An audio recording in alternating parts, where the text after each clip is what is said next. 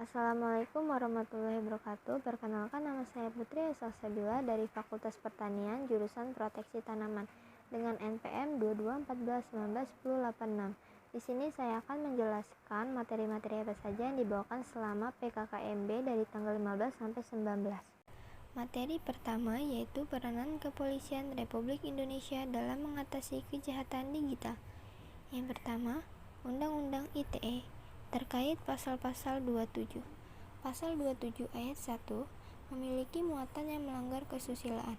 Setelah menjalin pertemanan, perkenalan, kemudian mungkin ada hal-hal yang melanggar kesusilaan, sehingga dalam hal perjalanan hubungan tersebut ada keretakan. Pasal 27 ayat 2 memiliki muatan perjudian.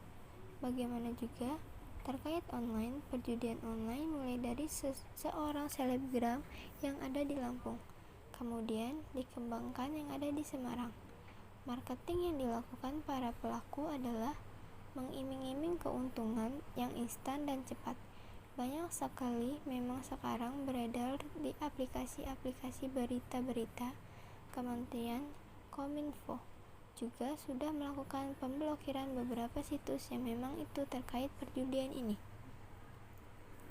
Pasal 27 ayat 3 memiliki muatan pencemaran nama baik.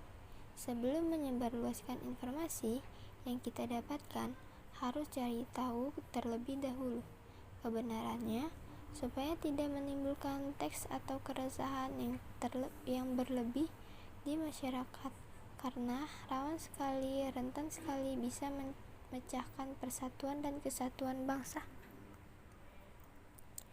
Pasal 27 ayat 4 memiliki muatan pemerasan atau pengancaman. Kepada kita semua, mohon izin Bapak Ibu dan teman-teman mahasiswi agar tidak menyebarluaskan yang pertama, data pribadi baik itu menyangkut rekening, keuangan, ataupun username, paspor, media sosial yang kita miliki, karena beberapa tes terkait dan akses dalamnya, yaitu secara sengaja para pelaku ini bisa membuka media-media yang kita miliki. Hukum pelanggaran ITE terkait ancaman 5 tahun penjara, pelanggaran kesiswaan karena menyebarluaskan hak privasi seseorang yang bisa menyebabkan mental down, takut keluar rumah, dan malu. Contoh pelanggaran umum di dunia maya. Yang pertama, pornografi. Yang kedua, penipuan online. Yang ketiga, pencemaran nama baik. Yang keempat, penipuan kartu kredit. Yang kelima, illegal access. Tips and trick agar terhindar dari jeraan hukum UU ITE. Yang pertama, menyaring konten sebelum di-sharing ke publik melalui medsos. Yang kedua, lakukan pengecekan dengan teliti sebelum melakukan transaksi di medsos. Yang ketiga, tulisan yang dibuat harus berdasarkan fakta dan data. Yang keempat, jangan hanya sekedar mengkritik, berikan juga solusi. Yang kelima, jangan ragu meminta maaf. Yang keenam, laporkan jika kamu korban kejahatan. Manfaat teknologi informasi dan transaksi elektronik. Yang pertama, mencerdaskan kehidupan bangsa. Yang kedua, mengembangkan perdagangan dan perekonomian sosial. Yang ketiga, menimbulkan efektivitas dan efisiensi pelayanan publik. Yang keempat, membuka kesempatan untuk memajukan pemikiran dan kemampuan. Yang kelima, memberikan rasa aman, keadilan, dan kepastian. Materi kedua yaitu pengembangan karakter mahasiswa sebagai intelektual anti kekerasan atau disebut bullying. Bullying adalah salah satu tindakan fisik maupun non-fisik yang diri kita dan kita tidak merasa. Adapun tanggung jawab generasi muda antara lain yaitu yang pertama, mempertahankan dan memelihara kesatuan bangsa. Yang kedua, memelihara dan mengembangkan demokrasi Pancasila. Yang ketiga, mengembangkan nilai-nilai budaya yang luhur. Tiga, yaitu mengembangkan karakter mahasiswa dalam perspektif agama. Khalifah itu hanya 4 orang, Sayyidina Abu Bakar, Sayyidina Umar, Sayyidina Utsman, Sayyidina Ali, Setelah itu, kerajaan daerah yang baiknya ada raja, yang zalimnya banyak. Alasan argumentasi agama bagaimana Nabi ketika meninggalkan kota Mekah dengan mengatakan, "Wahai kota Mekah, demi Allah engkau tanah yang kucintai, seandainya mereka tidak mengusirku, aku tidak akan mungkin meninggalkanmu." Berarti ada dalil alasan cinta tanah air merupakan sunnah Rasulullah. Hari kedua yaitu dengan materi. Materi pertama yaitu visi Indonesia 2045 yaitu berkedaulatan, maju, adil, dan makmur. Pilar visi Indonesia 2045 ada 4. Yang pertama, pembangunan manusia serta penguatan ilmu pengetahuan dan teknologi. Yang kedua, pembangunan ekonomi berkelanjutan. Yang ketiga, pemerataan pembangunan. Yang keempat, pemetaan ketahanan nasional dan tata kelola pemerintahan. Profil pelajar Pancasila. Yang pertama, belajar kritis. Kedua, kemandirian. Ketiga, kreatif. Keempat, gotong royong. Kelima, kebinekaan global. Keenam, berakhlak mulia. Tujuan Merdeka Belajar Kampus Merdeka. Yang pertama, mendorong proses pembelajaran di perguruan tinggi yang semakin otonom dan fleksibel. Yang kedua, menciptakan kultur belajar yang inovatif, tidak mengekang, dan sesuai dengan kebutuhan.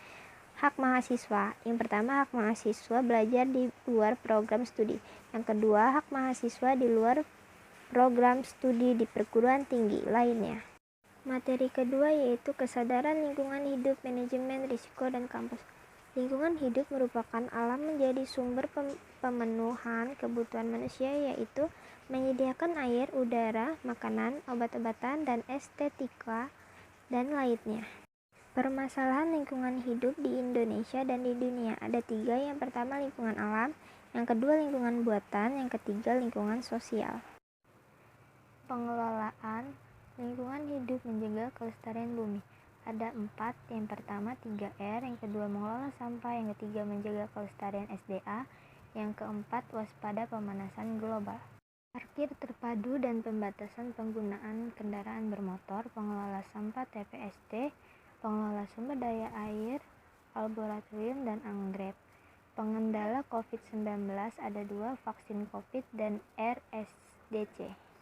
Materi ketiga yaitu kampus sehat, merupakan gerakan untuk hidup sehat pada tatanan pengguruan tinggi, dan gerakan ini menjadi cikal bakal aktivitas kampus siaga COVID-19.